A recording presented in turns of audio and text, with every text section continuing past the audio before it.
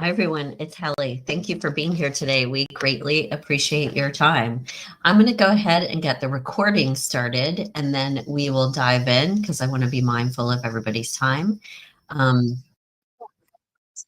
okay, so we are recording today, and as a quick reminder, you will receive a copy of the recording automatically. It will be on our YouTube channel, and we're live streaming on YouTube as well. So just take a look at, or I should say, keep an eye on your email in the next 24 hours, and you'll receive a copy of the recording automatically. So thanks for being here today. We are going to be talking about salary and benefits negotiation and some of the basics that you need to cover and pay attention to in order to land your dream job, whether it's in the new year or the year after, whatever it is. I'm Hallie Crawford. I'm a certified career coach, speaker, and author. Our company is based here in Atlanta, Georgia, but we've got coaches all over and resume writers as well. We've been coaching and training since 2002, and I have an undergraduate degree from Vanderbilt University and a graduate degree from the University of Illinois. And the advice that we're going to give you here today is advice that we give to all of our clients to help them get that next promotion, get that raise, whatever it is that they need to do, whether it's a career transition or something else, in order to get into the right career path for them and make sure that they're in the right fit in the long run. So for those of you just joining us, as a quick reminder, you will receive a copy of today's recording today, and you should be able to see my slides. I am sharing slides as we progress today.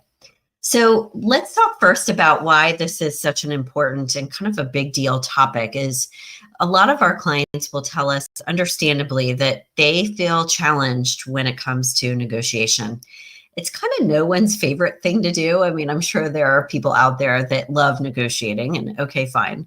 But a lot of our clients will tell us things like what are listed on the right-hand side of this slide. Some people will say, I feel nervous about this because I have imposter syndrome. I feel like my success is due to luck or, something else versus really having the skills and strengths to do the job. Some people get nervous about it. Some people are confident with it, but they just don't know how to ask, and they don't know exactly what to say and what kind of language to use. And one of the big things that we want you to take away from today, if you look on the bottom right hand of this next slide, is that your goal with negotiation here is to have an open, direct, two-way conversation. So as much as you can throughout the course of the conversation, but especially at the beginning, you want to set the tone for, I'm open to discussing this and I'm looking forward to discussing this further. Those types of things, so that it's not this, I say something, they say something, we're at odds and that's it. That just makes it more awkward and difficult. So two-way conversation and open conversation is what we're looking for. The second thing that we want you to get, and then we'll look at our agenda on the next slide, is that remember, keep in the back of your mind, and this should help you be a little bit more confident about the whole thing, managers expect negotiation. If you look at the right-hand side of this slide, you'll see some statistics. Most people negotiate for their salary and their benefits. Very rarely, every once in a while they do, and it does depend on the job and the level that you're at, but rarely do people just take the offer that they're offered. Most people will negotiate in some way, shape, or form, whether it's a new job or it's a promotion or a raise. There are things that are going to be discussed, and most people expect for you to discuss those things and ask for adjustments or changes. Here's what we're going to be talking about today. We'll give you 10 tips to help you prepare for your negotiation and make the ask properly. We'll give you some topics along the way that you want to consider negotiating.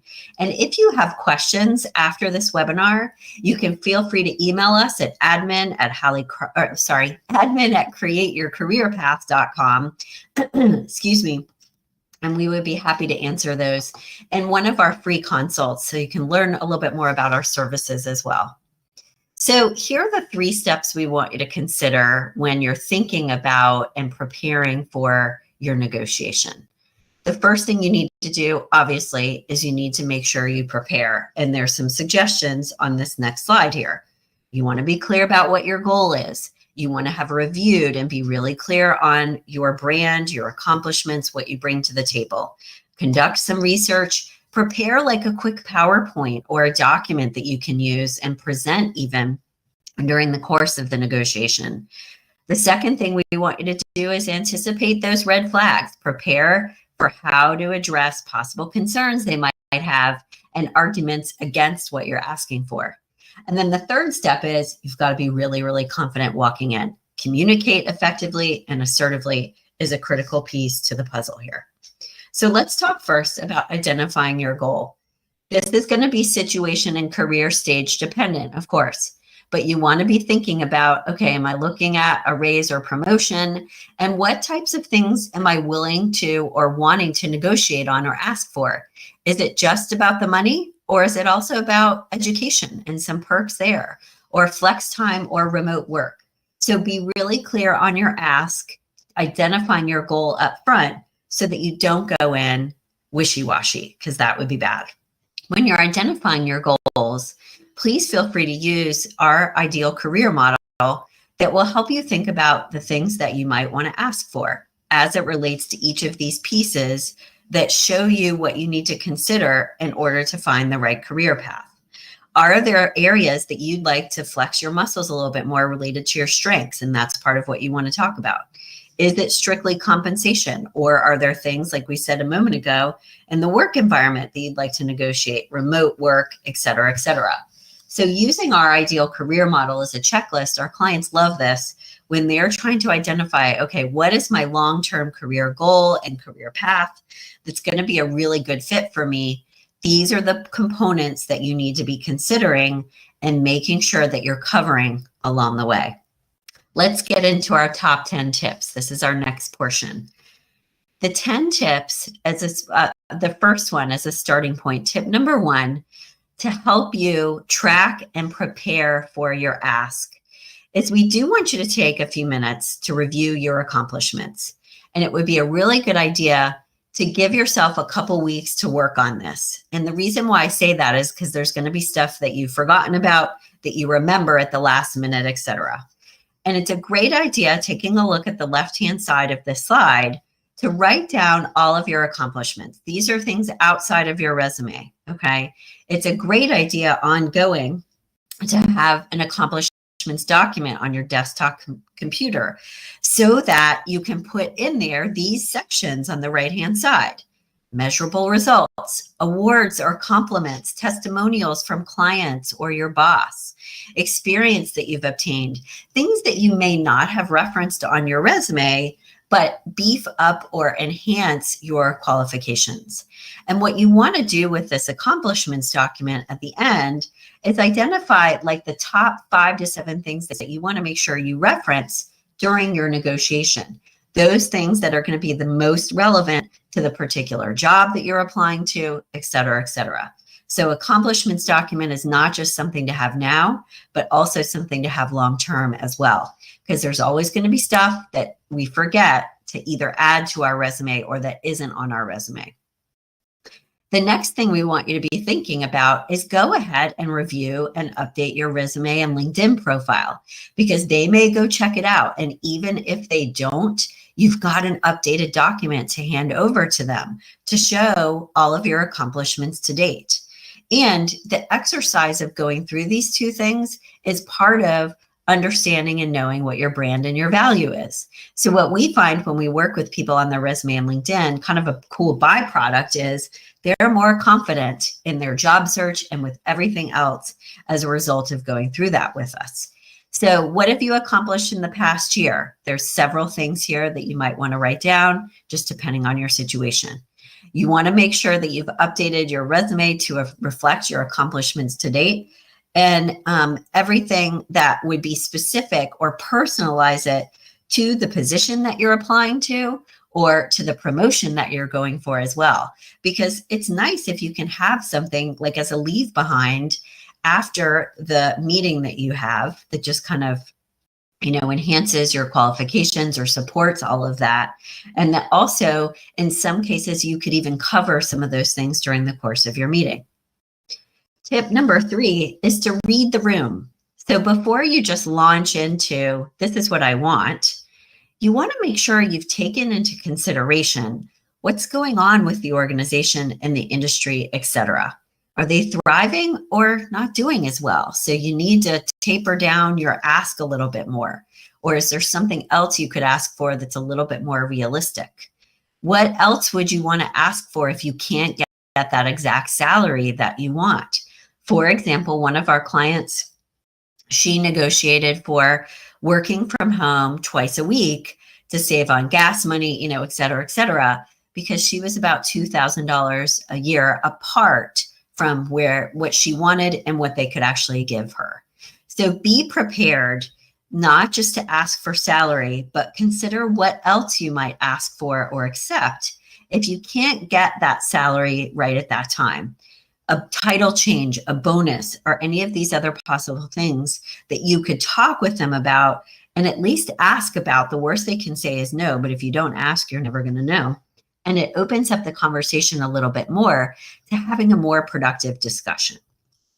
Tip number 4 is to definitely do your salary research. So it's a really good idea to research the standard salary, both for the position that you're going for, but also for your current position, because you need to know, taking a look at the right-hand side here, if you are well paid or underpaid comparatively to your industry, okay? And you can use sites like Glassdoor, PayScale, Indeed.com, etc. The Bureau of Labor and Statistics is another great resource for salary research. But we don't want you to just look at or research the place that you're wanting to go or the job you're wanting to get, but also check out where you fall in that range, okay? You could ask a mentor or colleagues at other organizations. If you're not comfortable asking them exactly what they make, which I understand, you can say, I'm looking for or targeting this salary. Is that reasonable? Do you think that makes sense within the range of my qualifications and within our industry? And when you're having the conversation and making the ask, you can make your ask, give them a little bit of a range, but ask them right then and there, what is the salary range for the position? Or if they've asked you the question already, you could give them your answer, but say, I'm asking that, is this within the range that's allotted for this position? A lot of it is in how you make the ask. And when you're conducting your salary research and thinking about these things, some of the other things that you want to be considering is when you're looking at your current position and what you quote unquote your compensation, include your total compensation, including benefits, so that you know what you're compensated as the full package, so to speak. And there are some other questions listed on this slide here about how you can have that open door two-way conversation or kind of set the stage for it when you're making the ask and keep the conversation going, okay? Let's take a look at tip number 5. Tip number 5 is to take those other perks or options into consideration. There's lots of things that you could ask for, and there's some options listed on this next slide, but you may have some other ones that you've thought of and would like to consider. A performance-based package or bonus, family leave, vacation time, remote work, or flex time. If you ask for any of these things, you have to demonstrate your worth. And for example, if you're asking for remote or hybrid work or something like that, you have to demonstrate that you're able to handle those things and be effective there. So you want to have some examples of in the past when you've worked remotely before, that demonstrate and show how you can be successful there. And if you don't have those, ask them if you could do a trial period for the remote work. And based on your performance during that time, it becomes permanent, or it's, a 2 or 3 month period, et cetera. Have ways that you can measure your results based on what you're asking for, especially if it's like remote work or flex time, something like that. Always tie things to the bottom line as much as possible. As part of tip number 5, and sorry about that. Let me just turn that off here really quickly. As part of tip number 5, one of the things that we want you all to think about kind of from a big picture perspective is don't just be negotiating for just money or benefits. You also want to be thinking about negotiating for an opportunity, like what's the next good step for you. So for example, as part of your negotiation, you may want to be asking about specific projects that can help you grow, growth opportunities within your organization. And if they say to you, just by the way, we can't do this particular thing right now, ask them, can I stretch, or how can I stretch to work on these types of projects or move towards that salary? If not now, when? And can we revisit this in a few more months or whatever it is? Make a plan with them. And don't just be, I hate to say it this way, but like narrow-minded about it and just be thinking about the tangible things. Obviously, those are really important. But think about, as part of this negotiation, how do you want to grow yourself and your career as a professional in order to get to that next level? And are there things there that you want to be negotiating for as part of this conversation? Make a priorities list for yourself so that you know what's going to be most important to you and you're really clear on your ask when you get to it. Tip number 6 on this next slide is to be confident. What we tell people is it's not just what you say, it's how you say it. And I truly believe that. Your attitude going into this, your communication style, your demeanor, and your confidence is going to make a huge difference in how you do in these conversations. The saying goes, so to speak, your attitude affects your actions, which in turn affects your outcome, right? And 85% of our clients, and I would actually argue that that's probably 90%, they will tell us that they are their biggest obstacle to their career goals. It's not some external thing. So think about, before you walk in or walk up to the Zoom computer, on Zoom or whatever it is, what boosts your confidence? Prepare an affirmation and say it over and over to yourself for the week before. I did that with my coach certification and I passed with flying colors. Visualize how you want that conversation to go. Attire, dress in a way that makes you feel confident. Dress for the job you want, not the job you have. That's something my mom has always joked with me about. And some of our clients will tell us they've got a playlist that boosts their confidence. They practice this in the mirror with a friend. All of these things are really, really good to help boost your confidence and make you feel more comfortable with this conversation. So it's not like the first time you're having it. And by the way, if you take a look at the bottom right-hand side of this slide, it is okay to have notes with you for reminders about what you might want to say or ask for. Nobody expects you to have every single thing memorized. And it is okay to take notes along the way too. It doesn't make you look like you're unprepared, etc. You don't want to be writing a novella, but it's okay to have some notes. As part of tip number 6, remember at the beginning, we talked about two-way discussion. So we want you to first lead with your value. What is going to help them feel like you can impact positively their bottom line? And look at the negotiation as a two-way conversation. So a couple of things here. If you have any negative thoughts about this and fears and concerns, which we totally get, push them aside. We call those gremlins in coaching. And sometimes we'll have our clients write a little affirmation or write a note back to that gremlin, tell them to stick it, etc. Get support with this. We would be happy to coach you to help you prepare for this. Ask a friend or family member to practice with you. Make sure that you review your list of accomplishments multiple times in advance of the conversation. Practice in front of the mirror. And remember, at the bottom left-hand side of the slide here, one of the ways that you can open the conversation up or present it as a two-way discussion is you can say these different things. I'm open to discussing this further. I'm open and would like to discuss options with you. Just so you know, if you'd like to learn more about our coaching services, this is the kind of stuff we do all day long with people and we love it. We offer a free consult for you to talk with me for a few minutes so we can figure out which package would be best for you and which coach on our team. We do have a holiday discount coming up if you sign up for our coaching services by December 8th. This is for new clients. We give you $75 off. You can just email us at admin@createyourcareerpath.com, or you can go to our website and press the button at the top right that says free consult. Be happy to chat with you about how we can best help you, if we are the right fit for you, and what would be the best options, answer any questions, come up with a plan for your situation. Tip number 7 is to identify your leadership strengths. And this is a really big one. We don't want you to be only going over the tangible results that you've achieved. Obviously, those are really important, but you want to include those soft skills and your leadership strengths in the conversation. Are you great at motivating other people, handling conflict effectively, etc.? If you're a great remote leader, we want you to talk about that. And on the bottom right-hand side here, we feel it's a really good idea to create a 30, 60, 90-day plan to present during the course of your negotiation. This is what I would be doing in the next 90 days to ensure that I achieved my goals. We have a template for this that we use with our clients, and we do a coaching session with clients on this specific topic. So happy to do that with you if needed.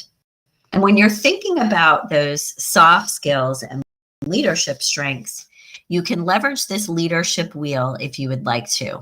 This is from Development Dimensions International. And what we would recommend is you rate yourself in each area, identify your top 3 areas of strength. And we really like it when people will ask other people what they see as their strengths, because you never know, there may be something that you don't realize that you're actually better at than you thought, that someone will help point out to you or just validate kind of what you're thinking as well. So this leadership wheel can help you with different areas of leadership strength, as well as the results that you want to present to. Finally, tip number 8, 9, and 10, we'll get to those before we go today, is to prepare your presentation. So number 8 is to have something that you can present to the prospective employer, to your current employer, etc. It doesn't have to be long. It doesn't have to be extensive, but it's nice to have something as a leave behind to give them food for thought. Your resume, a brag book, a portfolio of your work, your supervisor or previous supervisor, coworker, client kudos. We help our clients create their 30, 60, 90-day plan, but also like a brag book for their interviews. And even if it's something that's virtual, we find this can be really, really great to help you close the deal. Make sure that when you're presenting your accomplishments, you are tying those accomplishments to the value provided. Be results oriented.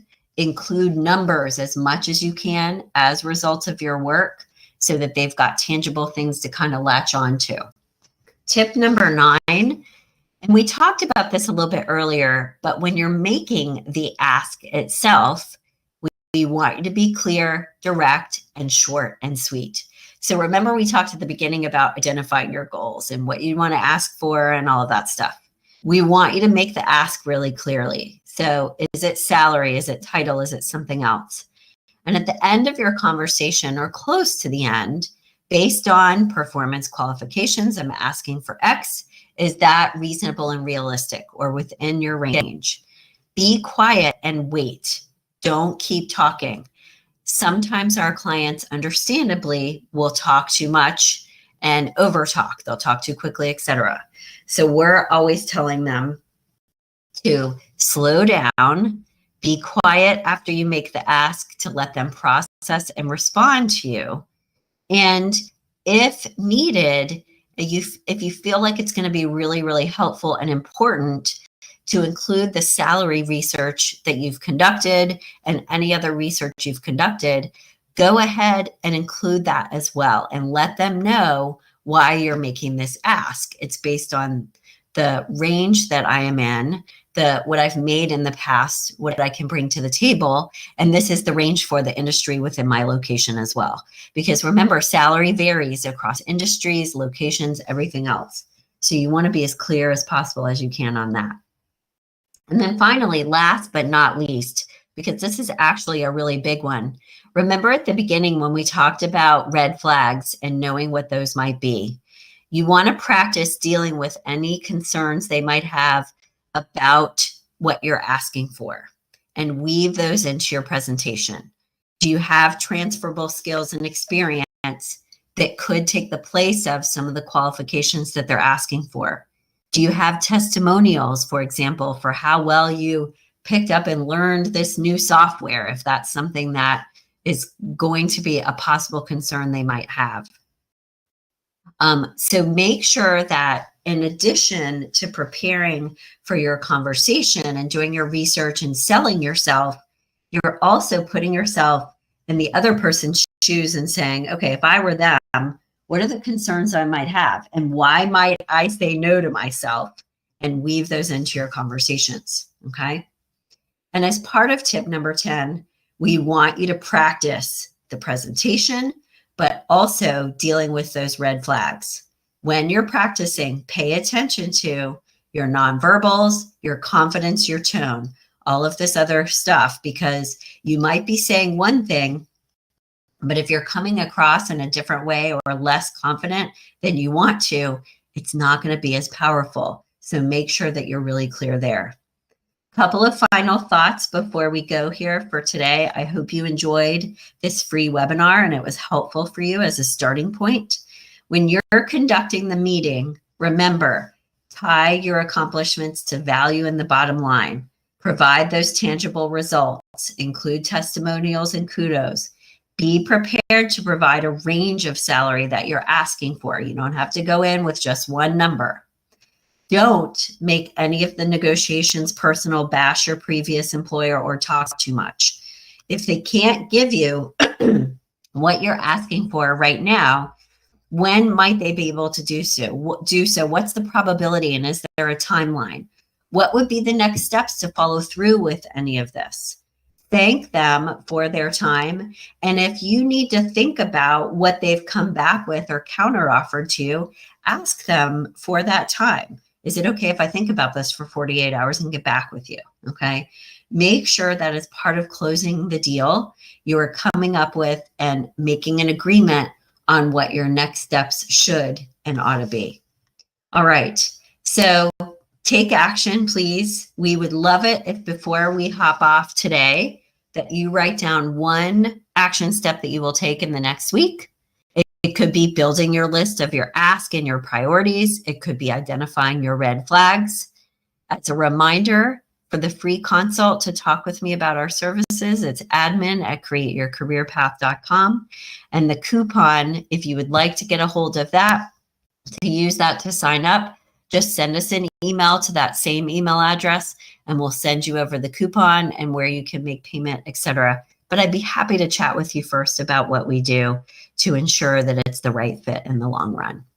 Thank you so much for your time today, everybody. We hope this free advice was helpful for you as a starting point. Have a great day. Happy holidays. And please continue to join us for our upcoming webinars. We love presenting these. We try to help people as much as we